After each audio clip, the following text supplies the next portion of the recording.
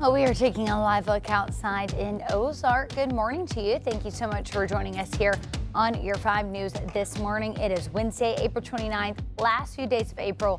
And the good news is for those last few days, we're ending on a good note. We're not going to have to worry about severe weather. Yeah, we've had our fair share, Daddy. Cleanup still going on. We need a break so we can get it all done. Yeah, we're going to get a much needed break at that. I think a lot of people are fatigued from seeing the maps, seeing the hail, seeing the rain. We're going to get that break and then some for the rest of this week. It's going to be a lot more comfortable as well, including this morning where temperatures are a lot cooler than this time yesterday. I shouldn't say a lot cooler, but a little bit cooler.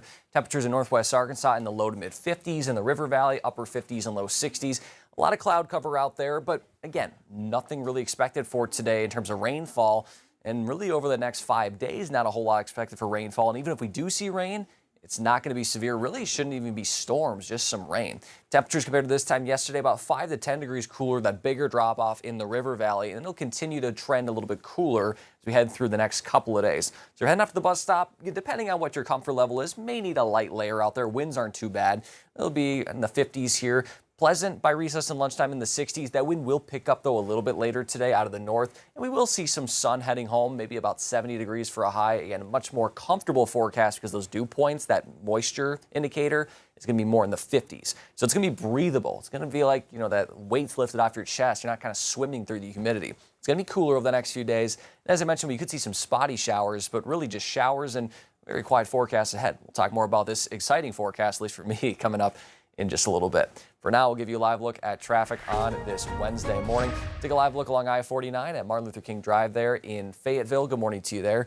In Fayetteville and really much of Washington, Benton County were a couple areas that saw quite a bit of hail yesterday. And again, none of that for quite a while. We'll be enjoying this much more cooler atmosphere. We'll talk again more about this cooler and quieter forecast coming up in about 15 minutes. Joe and Tiffany. Well, Joseph and Kendra Duggar have pleaded not guilty to false imprisonment and child endangerment charges out of Washington County. Their attorney entered the plea on their behalf. The couple was arrested last month following an investigation by Town Police, which we still do not have any information on. Joseph Duggar is also facing molestation charges in Florida. Police allege he touched a 9-year-old inappropriately on a family trip. He will have another court hearing in Florida next month. And Fort Smith City staff say they're hoping to set up a meeting with the legislative delegation. City directors were supposed to have a sit-down meeting with Fort Smith state lawmakers on Tuesday to talk about the future of Baptist health, which comes as the hospital's labor and delivery departments officially closed on Tuesday. Since lawmakers are still in the fiscal session, the meeting was postponed.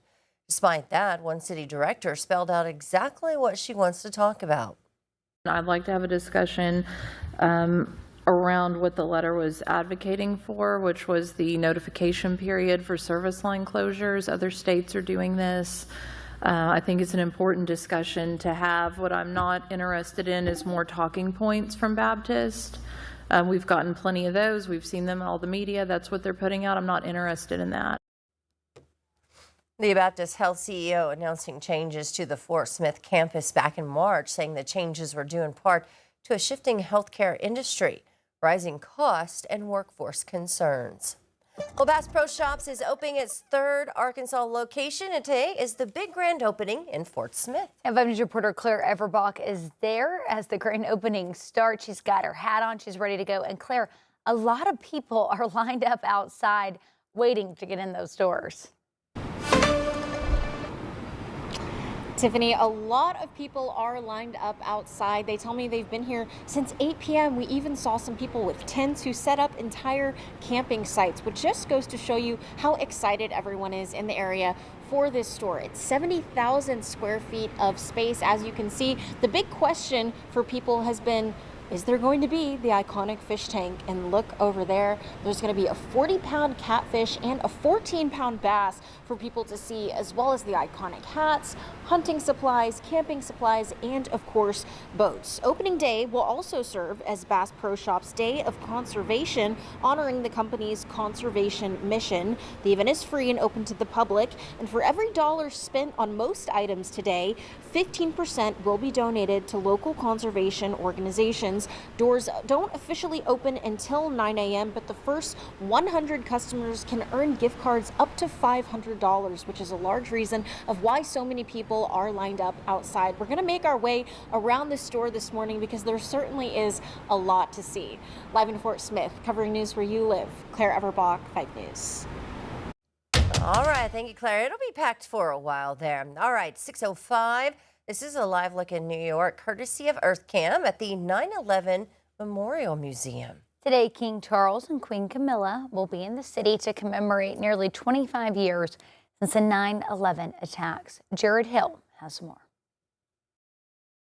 Today, the British royal couple heads to the Big Apple. King Charles III and Queen Camilla will be joined by New York Mayor Zohran Mamdani as they lay a wreath at the World Trade Center Memorial. Afterwards, they will meet with 9/11 victims' family members and first responders. We stood with you then, and we stand with you now in solemn remembrance of a day that shall never be forgotten. The King and Queen spent Tuesday in Washington, where President Trump pulled out all the stops in an extravagant welcome ceremony, complete with military pageantry and a flyover. Honoring the British King might seem an ironic beginning to our celebration of 250 years of American independence, but in fact, no tribute could be more appropriate. On Capitol Hill, King Charles became only the second British monarch after his mother to deliver a joint address to Congress, America's words carry weight and meaning, highlighting the special relationship between the two nations while hinting at recent tensions over Russia's war with Ukraine, trade, and the U.S. war with Iran. Whatever our differences, whatever disagreements we may have, we stand united in our commitment to uphold democracy. Then back to the White House for a lavish state dinner. Ours is a treasured friendship. The King presenting President Trump with a bell from the British submarine, the HMS Trump. Should you ever need to get hold of us, well, just give us a ring. Jared Hill, CBS News. Well, the Trump Justice Department has indicted former FBI Director James Comey for a second time For allegedly making a threat against the president.